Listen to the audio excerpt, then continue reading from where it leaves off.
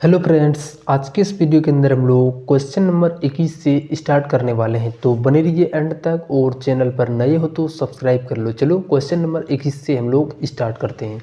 Question number 21 में है कि किसी भिन्न का अंश 5 है तथा हर 7 है तो भिन्न बताएं। तो हम लोगों ने क्लास 3 के अंदर पढ़े थे, अंश हमारा ऊपर वाले को अंश कहते हैं और नीचे वाले को हर कहते हैं। तो अगर यदि इस तरीके से हमारा कोई भी भिन्न बताना हो तो हम क्या करते हैं, ऊपर में हम लोग अंश को लिखते हैं और नीचे में हम लोग हर यानी जो भी होता है उसको लिखते हैं। तो देखो यहाँ पे भिन्न का अंश कितना है, 5 है तथा हर कितना है, 7 है। तो सिंपली हम लिख सकते हैं 5/7। तो थोड़ा सा यहाँ पे हम लोग टाइम लेंगे। क्वेश्चन नंबर के यहाँ पे पहला नंबर का जो आंसर हो जाएगा वो क्या हो जाएगा, 5/7। क्योंकि कोई भी भिन्न हम लोग लिखते हैं तो अंश बटा का हर होता है, तो अंश को हम लोग ऊपर लिखते हैं, नीचे हम लोग हर रखते हैं। ये हमारा 21 का क नंबर का क्वेश्चन था। अब ख नंबर क्वेश्चन में यहाँ पे क्या बोला गया है, थोड़ा सा यहाँ पे इसको भी हम लोग पढ़ लेते हैं। देखो इस वाले क्वेश्चन में है कि किसी भिन्न का हर जो है सो 4 है तथा अंश 3 है। देखो इस बार हम लोगों को उल्टा करके दिया गया है, कोई बात नहीं। अंश को हम लोग ऊपर रखेंगे, हर को नीचे रखेंगे, तो क्या बन जाएंगे बच्चों, 3/4। यानी हम जब भी लिखें अंश ऊपर में और बट्टा 4 नीचे में।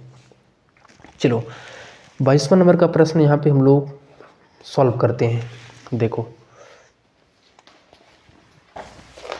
यहाँ पे देखो 22वां नंबर का प्रश्न है इसको कि निम्नलिखित प्रत्येक आकृति में कितना भाग छायांकित है। जो भी छायांकित भाग है उसको हम लोगों को यहाँ पे लिखना है कि ये कितने भाग छायांकित है। देखो हम कैसे लिखते हैं, पहले हम एक काम करेंगे, कितने घर हैं यहाँ पे बटा हुआ कितना घर है पहले उसको गिन लो। 1 2 3 4 5 6 7 8 9, कितना हो गया टोटल, फिर से वर्ग गिन लेते हैं। 1 2 3 4 5 6 7 8, टोटल हमारे यहाँ पे 8 घर हैं। तो हम ऐसे लिखते हैं कि 8 को नीचे रखते हैं और जितने यहाँ पे रंगे गए हैं, कितने हमारे यहाँ पे छायांकित है, 1 2 3 4 5, तो इस 5 को हम लोग ऊपर लिख देंगे, ये हो जाएंगे। उसके बाद इस वाले क्वेश्चन में देखो तो उसी तरीके से सेम तरीके से इसमें कितने भाग रंगा हुआ है, पहले टोटल भाग कितना है। तो देखो तो ये 2 हो गया, 2 4 2 6 2 8 2 10, यानी 10 भाग है। उनमें से कितने भाग रंगे हुए हैं, तो 1 हो गया, 2 3 4 5 6 7, तो ऊपर में हम लोग इस तरीके से रखेंगे 7, ऐसे करके यहाँ पे चलेंगे। अब इसमें देखो पहले घर कितना है, 1 2 3 4 5 6 7, टोटल हमारे घर कितने हैं, 7 है। तो इस 7 को नीचे रखेंगे, कितना भाग रंगा हुआ है, 1 2 3 4, तो इस 4 को ऊपर लिख देंगे। तो ऐसे करके हम लोग सॉल्व करेंगे। चलो अब जो नेक्स्ट क्वेश्चन है, खाली स्थानों को भरें और इसको जोड़ करके लिखना है। देखो हम लोग कैसे जोड़ते हैं, ये 13 और 13, इसका तो एलसीएम हमारा 13 ही हो जाएगा और ऊपर वाले को जोड़ देंगे तो 2 और 4, तो ये 6 हो जाएंगे। यहाँ पे वैसे 2 और 1 3 हो गया, और जब भी सेम होता है तो एलसीएम भी हमारा 7 ही होता है, यानी सेम ही होता है। उसी तरीके से यहाँ पे 9 का एलसीएम तो 9 ही होगा। अब बाकी ऊपर को जो भी हमारा है उसको जोड़ दो, 5 और 2 7 और 1 8, ये हो जाएंगे। उसी प्रकार से ये 11 का एलसीएम 11, और 7 में से 3 को घटाएंगे तो ये 4/11 हो जाएगा। चलो नेक्स्ट वाले क्वेश्चन पर हम लोग आते हैं। यहाँ पे उसी तरीके से सेम तरीके से दिया गया है, तो वैसे ही हम लोग यहाँ पे भी करेंगे। देखो ये 29 का एलसीएम तो 29 होगा, 8 में से 1 जाएगा तो ये 7 हो जाएगा। उसी प्रकार से ये 13 का एलसीएम हमारा 13 ही होगा, और यहाँ पे इस तरीके से 13 लिख देंगे। अब देखो 5 और 4 9, और माइनस है तो घटाएंगे तो 9 में से 2 जाएगा तो 7, ये 7/13 हो जाएगा। चलो अब 24 नंबर का प्रश्न है, खाली स्थानों को बड़ा छोटा जिधर भी हो उसको तरफ यहाँ पे भरना है। तो हम लोग कैसे भरेंगे, देखो देखो यहाँ पे ये 8 और 8 सेम है ना, तो ऊपर में देखो कि कौन सा बड़ा है, ये 5 बड़ा है या फिर 2 बड़ा है, कौन सा बड़ा है। तो यहाँ पे देखोगे तो ये 5 बड़ा है, और यहाँ पे क्या है कि 8 हिस्सा में 2 हिस्सा और ये 8 हिस्सा में 5 हिस्सा। तो यहाँ पे भरना है कि किस तरीके से किधर बड़ा है, इधर या फिर इधर, जिधर भी बड़ा है उसके तरफ बढ़ना है। देखो ये 8 और 8 सेम है ना, तो यहाँ पे देखो कि ये 5 बड़ा है या फिर ये 2 बड़ा है, कौन बड़ा है, 5, तो ये 5 की तरफ घूम जाएगा।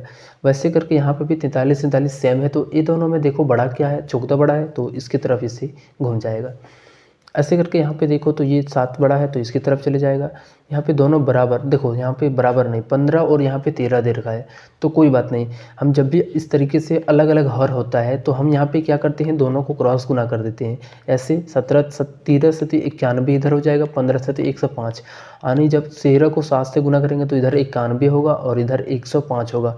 अब बताओ 91 बड़ा है कि 105, तो 105 बड़ा है तो इसकी तरफ आने यहाँ पे घूम जाएगा। चलो यहाँ पे क्वेश्चन 25 है, घन को कितने किनारे होते हैं, तो याद रखना है घन को कितने किनारे होते हैं, तो 12 किनारे होते हैं, घन हो या फिर घनाभ हो। बोलता है शंकु को कितने शीर्ष होते हैं, तो केवल और केवल एक शीर्ष होता है, तो लिखेंगे यहाँ पे 1। चलो 26 नंबर का क्वेश्चन है कि प्रत्येक आकृति में त्रिभुजों की सम संख्या लिखें। यहाँ पे कितने त्रिभुज हैं वो लिख करके यहाँ पे दिखाना है। पहले 1 2 3 4, ये पूरा हमारा पहले 4 हो गया और वो कंप्लीट हम लेंगे यहाँ से यहाँ तक बड़ा वाला, तो कितने हो जाएंगे टोटल त्रिभुजों की संख्या 5।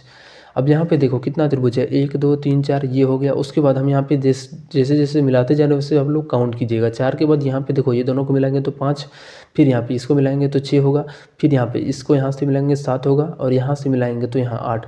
टोटल कितने त्रिभुज आ गया 8, तो यहाँ पे लिखेंगे 8।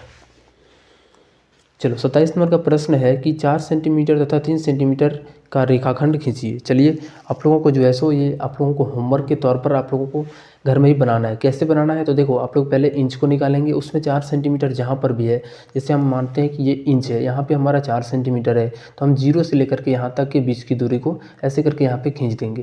ध्यान रखना है, ठीक, ऐसे करके यहाँ पे सॉल्व कर लेना है। अब 29 नंबर का क्वेश्चन है कि प्रत्येक आकृति का नाम बताएं। ये हमारा कौन सी आकृति है, बेलन है, तो यहाँ पे लिखेंगे इस तरीके से बेलन। ये हमारा शंकु है, तो लिख दो यहाँ पे शंकु।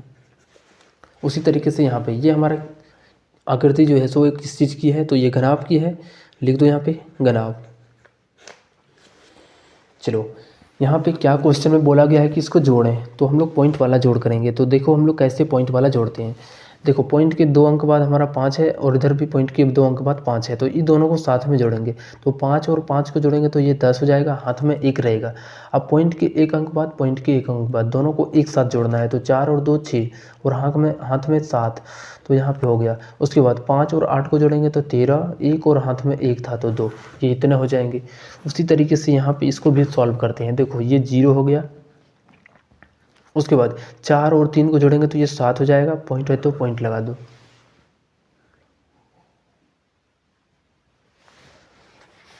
यहाँ पे पॉइंट लगा दो। उसके बाद देखो तो ये 5 और 4, ये 5 और 2 जुटेगा, ठीक, 5 और 2 जोड़ेंगे तो 7 हो जाएगा, 2 और 1 3 हो जाएगा। इस तरीके से यहाँ पे सॉल्व करना है।